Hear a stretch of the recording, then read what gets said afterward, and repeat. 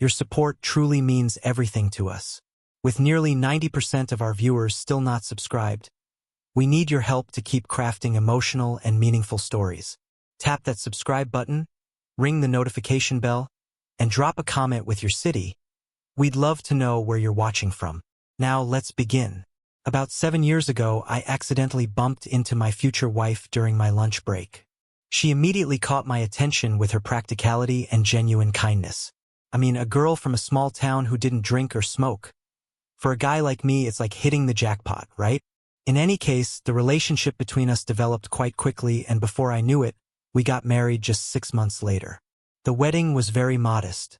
Only her parents and one friend were present. I admit it seemed a little strange to me, but she said that she wanted to share this moment only with those whom she truly trusted. Of course, it was a bit unusual, but I didn't overdo it and agreed with her wishes. After the wedding, life was smooth sailing.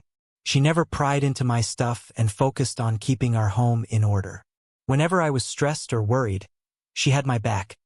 No drama, no nagging, just solid support. Honestly, it felt like we nailed the whole ideal family thing. We had a son together, now 5 years old. Once her maternity leave ended, she didn't go back to work. Instead, she poured all her energy into raising our kid, shuttling him to school, signing him up for extracurriculars, whipping up amazing meals, and always being there when I got home. And get this, she never let herself go. She stayed polished, confident, and stunning even with all the chaos of parenting. Her world revolved around our family, my mom, and that one close friend of hers. And suddenly, out of the blue one morning at breakfast, she blurts the following out at me. "In 3 days I'm going to leave. There will be a reunion, and I decided to go." I was shocked. "Wait, what? You've never mentioned anyone from school before?" She just shrugged her shoulders and said, "Well, I haven't talked to you about it, but now I've made a decision." "What's so special?" I hesitated. No, there's nothing special about it. It's just this.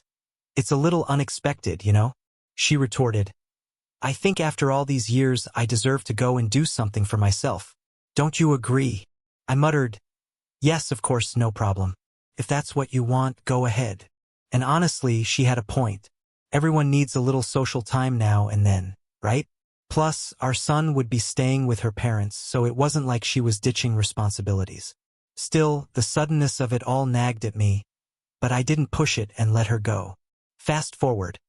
A day after the reunion, and she wasn't answering her phone. I even tried calling her parents, but no luck there either. I'll admit I started to get a little uneasy. Turns out nothing crazy had happened. No emergencies or accidents. But the truth? It was something I never saw coming. She'd been unfaithful. 2 days after all this mess, I got a call from a woman who introduced herself as the wife of my wife's classmate, the guy she was having fun with. In fact, she told me that my wife had ruined their marriage and begged me to come and pick her up before the whole town found out about the scandal.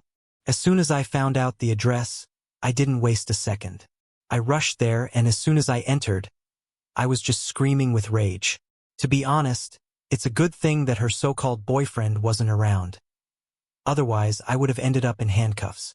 She just broke down crying and begging for forgiveness, saying she never meant to hurt me. But I wasn't having that. I grabbed her phone and looked at everything. Every text message. Every message. It was cruel. It turned out that she had been in contact with this guy for more than 2 months, and their conversations were, well, let's just say they weren't about the weather. It was everything to me. I'd had enough. There was no second chance.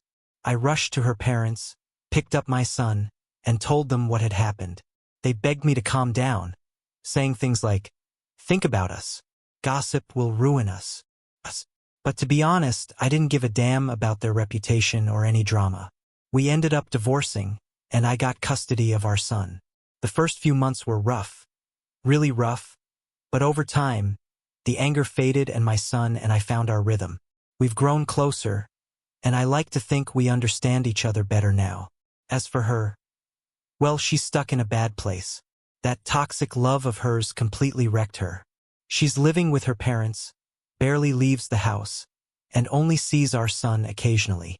She keeps trying to win me back, but there's no way I'm going down that road again. Betrayal is a deal breaker for me. I'm not the type to just grin and bear it while someone makes a fool out of me. And just like that, what I thought was a perfect family life came crashing down. It's crazy how one person's choices can change everything. Isn't it? So guys, if you all liked today's story, please like the video and subscribe to our channel. And don't forget to press the bell icon. Thank you for watching.